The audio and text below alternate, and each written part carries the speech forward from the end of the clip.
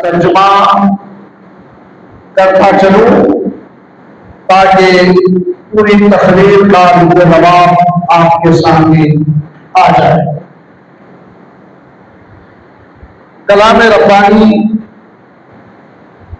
मुनासिब है कि पहले इनका तर्जुमा करता चलूं। चुनाचे रब्बे कायनात का इरशाद है, जमीन पर अकड़ कर ना चलो, जमीन पर अकड़ कर ना चलो। एक और जगह फरमाया, अल्लाह मगरूरों को पसंद नहीं करता। ये दो आयतें अलग अलग हैं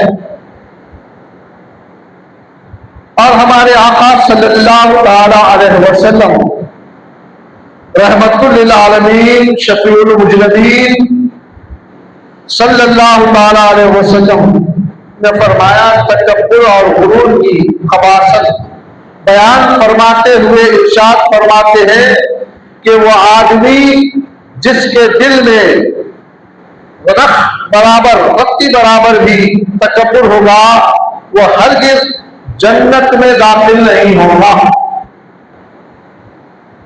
ये दो छोटी छोटी आयतें और एक हदीस का सीधा साधा तर्जुमा आपके सामने रखा गया। मोहतरम सामईन इकराम, नफ्स अम्मारा क्या तरह से इंसान को वरगलाता है, अल्लाह और अल्लाह के रसूल के नाफरमानी में मुब्तला कर देता है। नफ्स अम्मारा इंसान के अंदर वो नफ्स है जो इंसान को बरगलाता है और अल्लाह और उसके रसूल के फरमान नाफरमानियों में मुब्तला कर देता है। मगर खुसूसियत के साथ इंसान को बड़ाई और तकब्बुर में मुब्तला कर कर नारे जहन्नुम के हवाले कर देता है। इसीलिए बुजुर्गों ने नफ्स को कुचलने का बेहतरीन तरीका गुरूर करार दिया है। हज़रत सोफिया इकराम फरमाते हैं कि सिफत अल्लाह के साथ महज मखसूस, अल्लाह की सिफत अल्लाह के साथ मखसूस है और किबरियाई अल्लाह की है, बड़ाई अल्लाह की है। अगर कोई बंदा किबरियात, तो ये बात अल्लाह ताला को किसी भी सूरत में पसंद नहीं। अल्लाह बड़ा है, वही अपने मनसब पे हर पर गालिब है। अल्लाह की बड़ाई है और इंसान अगर अपने आप को बड़ा कब महसूस करता है कि उसके अंदर जब तकब्बुर, रियाकारी जैसे चीजें जब आ जाती है तो सामने वाले को हेज कमतर समझता है और अपने आप को बहुत अदना, आला और अच्छा, बड़ा सब अपने आप में समझने लगता है। ये कैसे आता है? ये तकब्बुर से आता है, कीने से आता है। इसीलिए अल्लाह ताला अपने सिफतों में किसी और को शरीक होने या किसी और के शरीक होने को पसंद नहीं करता।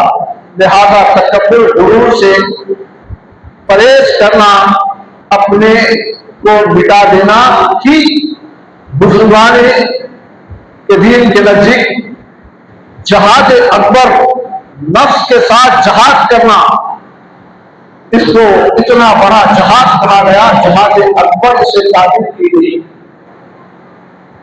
बाज़ सामईन, अगले जुमा में मैंने हजरत उस्मान गनी रजी अल्लाह तआला अन्हु के हवाले से, क्योंकि उनकी शहादत के मामलात थे, इसीलिए उनके हवाले से चंद उनकी सीरत के गोशे और उनके अहम इस्लाम में कारनामे और इस्लाम के साथ और मीनाराए इस्लाम मोहम्मद रसूलुल्लाह के साथ उनकी मोहब्बत, रग़बत और अल्लाह की राह में अपनी दौलत, अपनी जुस्तजू अल्लाह को राजी करने के लिए इन्होंने जो इस्लाम में कारनामे अंजाम दिए हैं, रहती दुनिया तक मुसलमान ईमान वाले इसे फरामोश नहीं कर सकते। हम और आप एक अजीम महीने से गुजर रहे हैं, ज़ुल्हिज्जा के आखिरी अय्याम है। इसी आखिरी अय्याम में और मुहर्रम अल हराम के पहली तारीख एक रिवायत में और एक रिवायत में इसी महीने की 27 तारीख भी हमारे लिए बड़ी अहम तारीख है, क्योंकि इसमें खलीफा दुअम हज़रत सैयदना उमर फारूक रजी अल्लाह तआला की शहादत अमल में आई। ये वो फारूक आजम है जो इस्लाम को बड़ी तकलीफ पहुंची है इसके इस्लाम लाने के बाद। आज मैं मख्तसर अंदाज में इन दोनों सहाबा किराम रज़ी अल्लाह तआला अजमईन की सीरत के कुछ गोशे गुजार करता हूं, ताकि इसमें मेरी भी तरबियत हो और सुनने वाले भी इश्क़ रसूल सहाबा किराम में और अल्लाह का खौफ सहाबा किराम में किस कदर रासिख था और किस तरीके से इत्तिबाए रसूल और हुक्म खुदाबंदी पर अमल करने में ये कमरबस्त रहते थे। बाद सामईन हजरत उस्मान गनी रज़ी अल्लाह तआला अन्हु वो अजीम साहबी रसूल है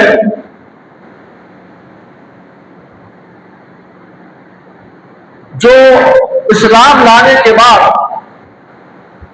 मुसलमान हो जाने के बाद अपनी पूरी जुस्तजू लगन के साथ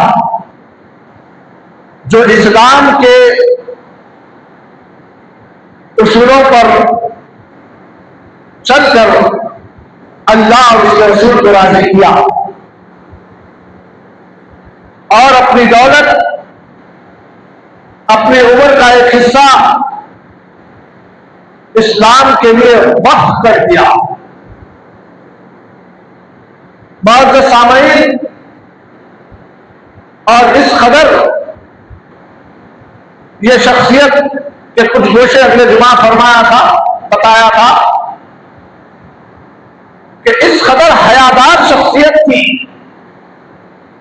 कि एक मर्तबा बीबी आयशा सिद्दीक़ा रज़ी अल्लाह तआला अन्हा हुजरे में यानी उनके घर में थे। हुजूर सल्लल्लाहु अलैहि वसल्लम भी तशरीफ फरमा थे चारपाई पर।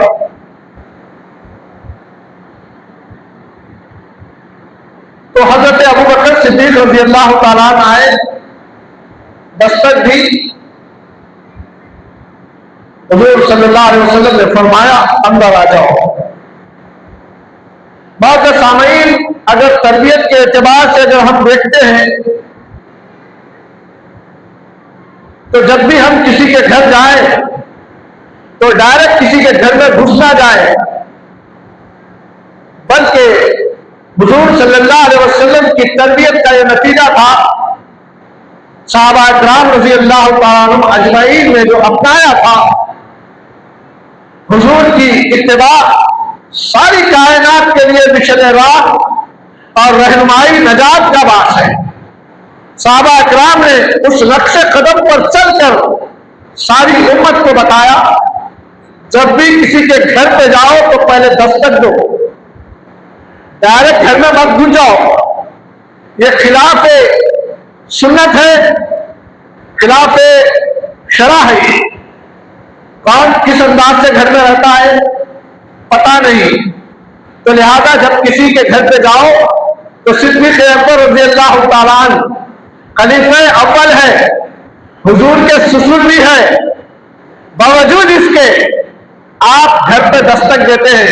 हुजूर के दस्तक देने के बाद पूछा जाता है कौन? मैं अबू बकर। अल्लाह के रसूल अंदर से इजाजत देते हैं, आ जाओ। हुजूर बैठे बैठे अंदर गए, फिर दस्तक भी हुई, चले गए। फिर उसके बाद एक सहाबी आए, फिर दस्तक दी, कहा कौन? अंदर आओ। आए और वो भी दस्तक होने के बाद चले गए। अब हजरत उस्मान गनी रज़ी अल्लाह तआला अन्हु तशरीफ लाए, दस्तक दी, कौन? पूछा गया। हजरत उस्मान रज़ी अल्लाह तआला अन्हु ने फरमाया मैं उस्मान। हुजूर सल्लल्लाहु अलैहि वसल्लम उनको इजाजत देने से पहले अपने कपड़ों को समेट कर बैठ गए और बीबी आयशा सिद्दीक़ा रज़ी अल्लाह तआला अन्हा देख रही थी हुजूर के मामलात को, और इजाजत दी गई कि उस्मान आओ अंदर। जब हजरत उस्मान गनी रज़ी अल्लाह तआला अंदर आए, कुछ गुफ्तगू हुई और चले गए। बीबी अम्मा जान देख रही थी मेरे वालिद आए, हुजूर जैसे के वैसे बैठे रहे। खलीफे अव्वल, अल्लाह अकबर, जिसका मर्तबा सारी इंसानियत में नबियों के बाद अगर किसी का मर्तबा बुलंद व बाला है तो वो सैयदना अबू बकर सिद्दीक रज़ी अल्लाह तआला अन्हु का दर्जा है। ऐसी शख्सियत बारगाह कौनैन में आई। बीबी आयशा फरमाते हैं कि मेरे वालिद आए, आप जैसे के वैसे बैठे रहे, और एक साहबी आए, गुफ्तगू करके गए, आप जैसे के वैसे बैठे रहे।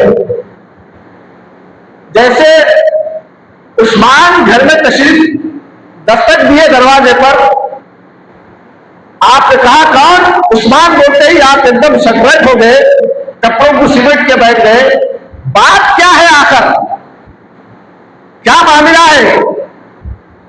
मेरे वालिद आने पर आप सकरट नहीं हुए, दूसरे साहबी आए तो सकरट नहीं हुए, लेकिन उस्मान गनी जैसा ही बोले मैं उस्मान, तो आप एकदम अपना पैबंद वगैरह सिमट कर सकरट होकर बैठ गए। मामला क्या है, राज क्या है? हालांकि ये ज़ौजा है, आपकी बीवी है, ज़ौजा बोलते बीवी, आपके बेगम है, बीवी है, ज़ौजा है, उम्महातुल मोमिनीन, सारी उम्मत की मां है। ये नबी के बीवी। आज हमारा और आपका ताल्लुक नबी से कितना है? यहां ताल्लुकात है नबी से बिल्कुल करीबी। देखिए आप अंदाजा लगाइए, जितनी फिक्र थी हुजूर ऐसा क्यों किए? आज हमको कोई चीज की फिक्र है, हुजूर ऐसा क्यों बोले? फिक्र नहीं। हुजूर की इत्तिबा की, उनके सुन्नतों की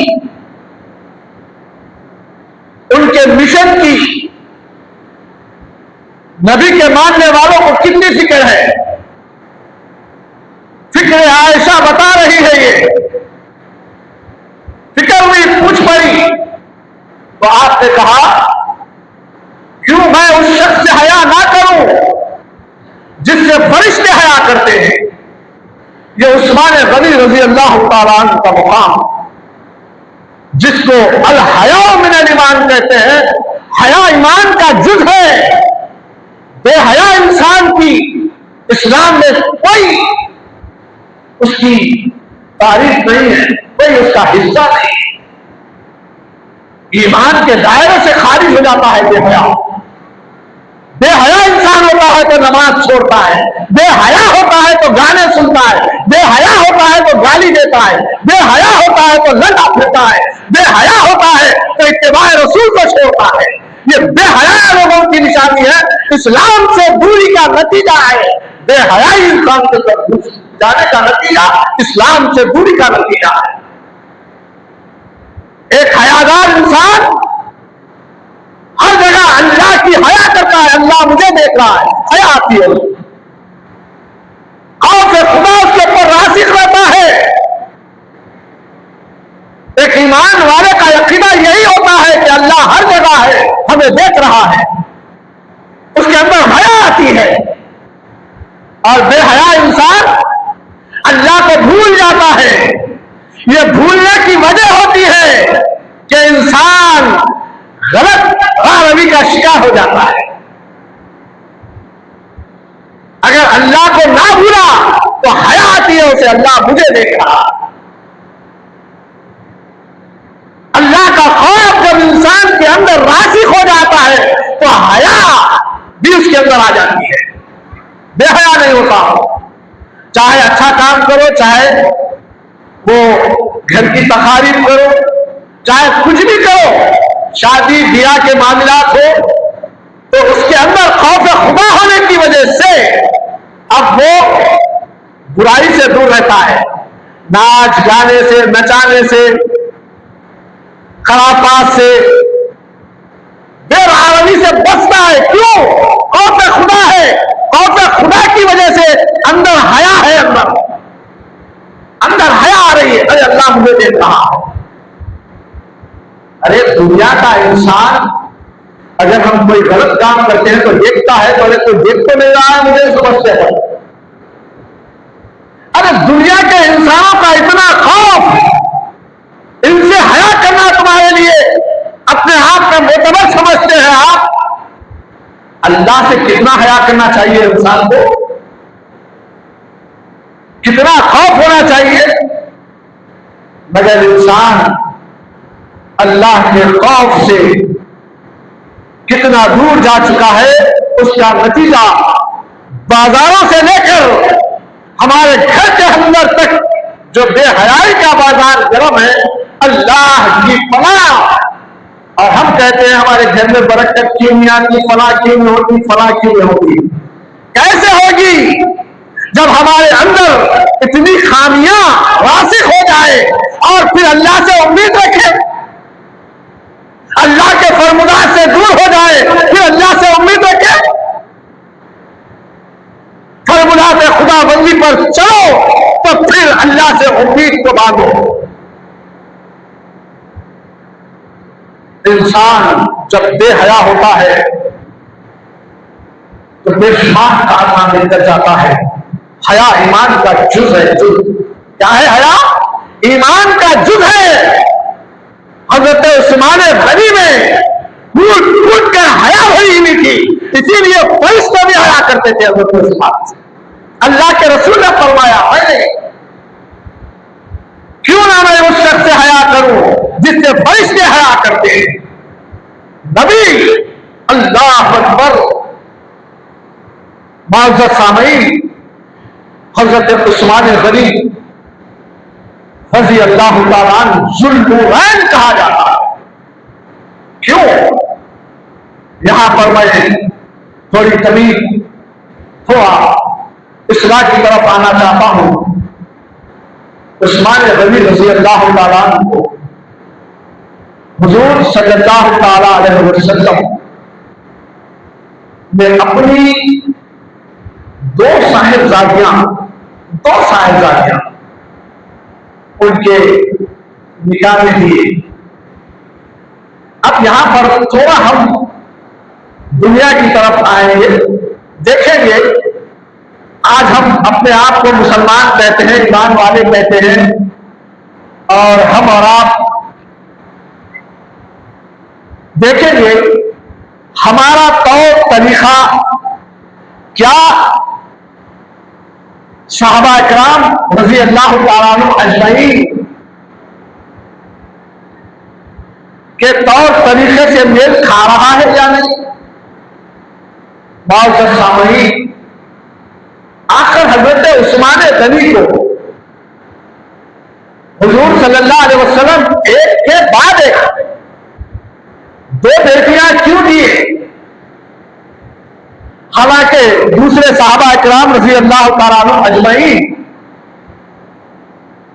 भी एक कोशिश में थे, हुजूर सल्लल्लाहु अलैहि वसल्लम की दूसरी बेटी को रिश्ते भेजा करते थे और निकाह करना चाहते थे, लेकिन हुजूर सल्लल्लाहु अलैहि वसल्लम ने किसी को नहीं दिया, तो उस्मान गनी को क्यों दिया। मुअज़्ज़ज़ सामईन, ये तो रिश्ते अल्लाह की तरफ से बन के आए थे, मगर यहां पर थोड़ा इस्लाह के लिए मैं कहूं कि आज हम और आप एक बेटी अगर किसी को दे दे, तो जब तक शादी नहीं होती मोहब्बतों का मामला चलता, रस्म रिवाज वगैरह वगैरह सब चलते रहता। शादी हो जाने के बाद जब तक रस्म रिवाज रहते बड़े अच्छे बातें होते रहते, मगर अच्छा तो बहुत कम सुनने में आता है। आज के माहौल के एतबार से जैसे ही शादी हो गई तो ससुरे को गलत समझने लगते हैं, उस घर को बिल्कुल अपोजिट समझने लगते हैं। हम अपनी बीवी का जो घर था, पूरी जिंदगी गुजारी बिचारी, अब उस घर से अपोजिशन में आ जाते हैं, जिसका नतीजे आज हम देख रहे हैं। माहौल अल्लाह अकबर, आप कंपेयर कीजिए, हुजूर सल्लल्लाहु अलैहि वसल्लम एक बेटी देने के बाद और एक बेटी दे रहे हैं, और यहां पर एक बेटी देने के बाद माहौल इस कदर बनाया जा रहा है कि हालात इस कदर पुरफतन दौर से हम और आप गुजर रहे हैं, बड़े खतरनाक हालात से हम और आप गुजर रहे हैं कि अपोजिशन में लाकर ससुराल वालों से लड़ाई झगड़े अला फला। आज आए दिन हम और आप देखेंगे कि कोर्ट व अदालत पर नजर करेंगे तो आपको पता चलेगा कि सबसे ज्यादा जो हमारी कौम है, जो घरेलू मामलात में कोर्ट और अदालत में और फैसले करने वाले कौन है, ये अच्छी तरह हम और आप जानते हैं। जबकि फैसले की किताब हमारे पास, सीरत के नमूने हमारे पास, अखलाक के मामलात हमारे पास, इंसाफ के मामलात हमारे पास, मगर मुअज़्ज़ज़ सामईन, आप अंदाजा लगाइए कि माशाअल्लाह किसी साहब ने तकरीर के लिए बात और देखा होगा, फिक्र किया होगा, सुभान साहब माशाअल्लाह, इनकी गले में बरकत अल्लाह फरमाए, अल्लाह ताला उनके घर में खैर बरकतों का नुज़ूल फरमाए। इनकी नजर वाकई एक दीनदार की नजर होनी चाहिए, हर चीज पर नजर होना चाहिए, दीन के हर काम पर नजर होना। मैं क्या कर सकता हूं दीन के, अल्लाह अकबर, अल्लाह उनकी गले में बरकत अता फरमाए, उनके अहल अयाल में खुशियां अता फरमाए। और क्या मुअज़्ज़ज़ सामईन, बता ये रहा था हज़रत उस्मान गनी